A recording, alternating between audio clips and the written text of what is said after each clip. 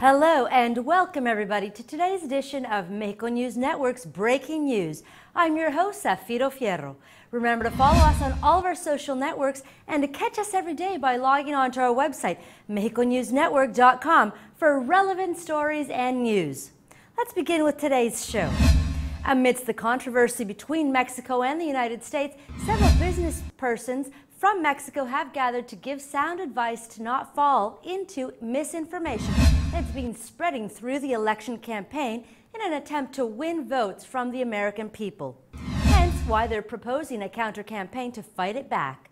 President of the Council Business Coordination, Juan Pablo Castañón, said that a lot of threats and arguments are untrue, that they were just presented as a winning attempt over the American people and not as something that they would actually go through once it's over.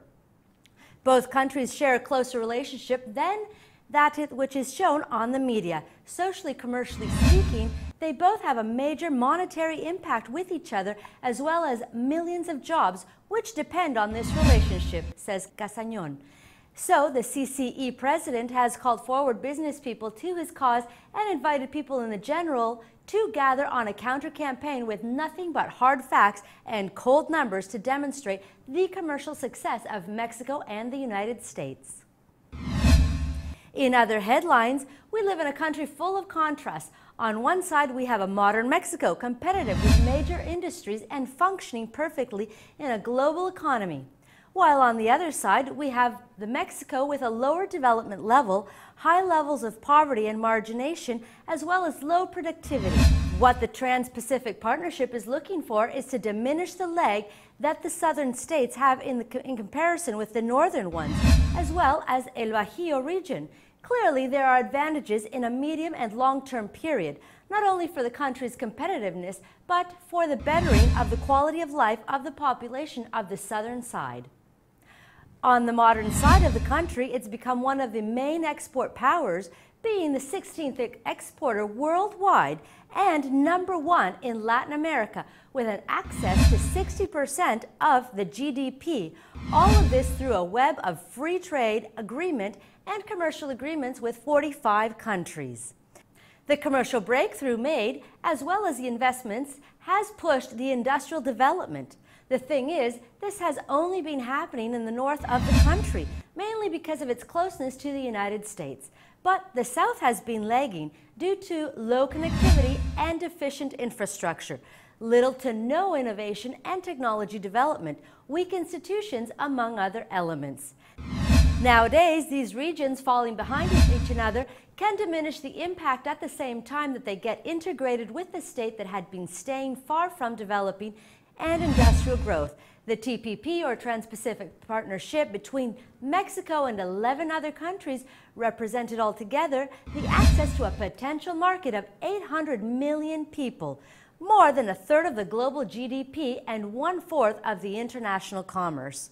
Nowadays, Mexico is also part of the Pacific Alliance, which opens up opportunities to the Chilean, Colombian, and Peruvian markets and has given more dynamism to the Mesoamerican project, with which integration, development, and cooperation of our country with Central America will be boosted. Moving on, last week, a group of investors from the Middle East, along with Ahmed bin Abdullah Al Kuwari, Ambassador Extraordinary and Plenipotentiary of the State of Qatar in Mexico, visited Cancun to make an approach with the government of Quintana Roo and discuss the possibilities of the realization of projects that may lead $300 million investment to the Mexican Caribbean. During his first visit to Cancun, the diplomat stated that his efforts will be directed on strengthening investments between both countries through alternative industries, in addition to the energy sector. Abdullah Al Kuwari said that one of the main objectives of his business travel to Cancun is to consolidate projects on tourism industry, plus the construction of hospitals and sports centers during the next 10 years. To make it formal, the ambassador signed an intention letter with the governor of Quintana Roo, Roberto Borge Angulo. Abdullah Al Kuwari also made the commitment to take a group of entrepreneurs from Quintana Roo to Qatar to explore the business opportunities that the Middle East country has to offer. There are about 83 projects that Qatar has opened for foreign investors, most of them related to the FIFA's World Cup 2022. But there are other facilities that may seduce Mexican investors, mostly from the health sector, in which investors can own 100% of the properties and be exempt from paying taxes. The Nesa 33's image has been renovated and it's promoted under a new slogan that can be seen in various places, including social networks, where the 4 flavors are shown: Polar Lemon Cherry, Sunday Mountain, American Napolitan Milkshake, and Birthday Cupcake. Mauricio Sanchez, the director of marketing of Nestle Ice Cream Mexico, announced that the Nesa 33 wants to be a part of the market leaders, encouraging consumption growth by offering products that provide a current supply to the sector. From this rebranding, the world of ice cream will no longer be the same. The brand now returns to the market with a campaign that will seek to reach all sectors of the population. Lastly, in numbers, the Mexican peso increased 0.36% to 18.53 on Wednesday from 18.46 in the previous trading session. The peso gained 20.20% during the last 12 months from 15.42 in June of 2015. And finally, Mexico IPC index increased 0.29% to 45,521 on Wednesday from 45,390 in the previous trading session. Mexico IPC index gained 1.31% during the last 12 months from 44,931.48 points in June of 2015. This was all for today. Thank you for staying with us. I'm your host, Zafiro Fierro.